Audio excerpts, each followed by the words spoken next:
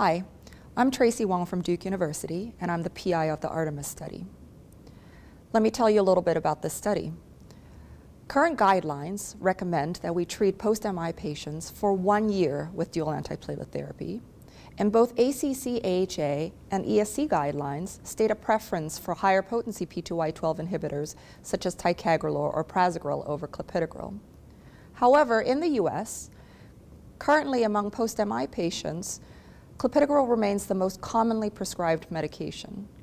And even though guidelines recommend it, many patients do not take dual antiplatelet therapy for the full year. Affordability is thought to be a reason for both of these.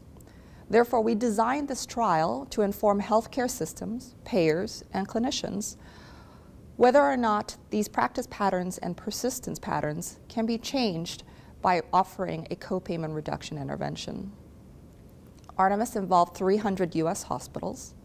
We randomized these hospitals into two groups, the copayment intervention arm and the usual care arm.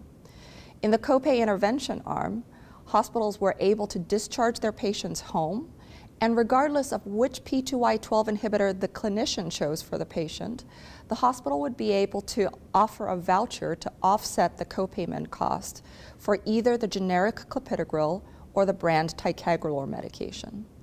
In both arms, treatment was completely up to the discretion of the clinical provider. Then we followed patients over the next 12 months. Our hypothesis was that by offering the copayment intervention, we would do three things. One, we would allow clinicians the freedom to choose treatment that was based on evidence rather than what the patient could afford. Two, that because of the copayment reduction, patients would be able to stay on medications up to the 1 year as recommended by guidelines.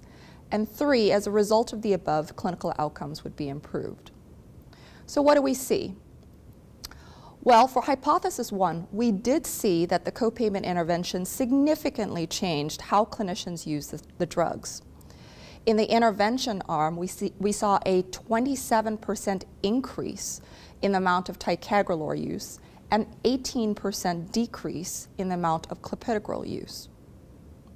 For hypothesis number two, now when we're looking at non-persistence of therapy, again, we saw that overall patient-reported persistence was pretty high, around 85% or so. But the patients in the intervention arm had better persistence compared with patients in the usual care arm.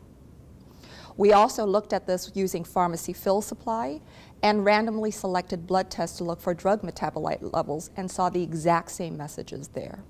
For hypothesis number three, clinical outcomes, we did not see a difference between usual care and intervention arms. And that may be because 28% of patients who got the voucher chose not to use the voucher. So when we used as treated analysis to look at this, again, we saw the improvements in persistence and maybe a trend towards improvement in clinical outcomes as well, although this bears further study. So ultimately, what we showed was that the copayment reduction intervention did significantly affect clinician use of therapy, did significantly improve patient persistence of therapy according to guideline recommendations. But at the end of the day, the two of these alone were not enough to change clinical outcomes. And what we conclude is that broader interventions are likely needed in order to improve outcomes, and copayment reduction should be considered as one of the multi-pronged strategies needed to improve both persistence and clinical outcomes. Thank you.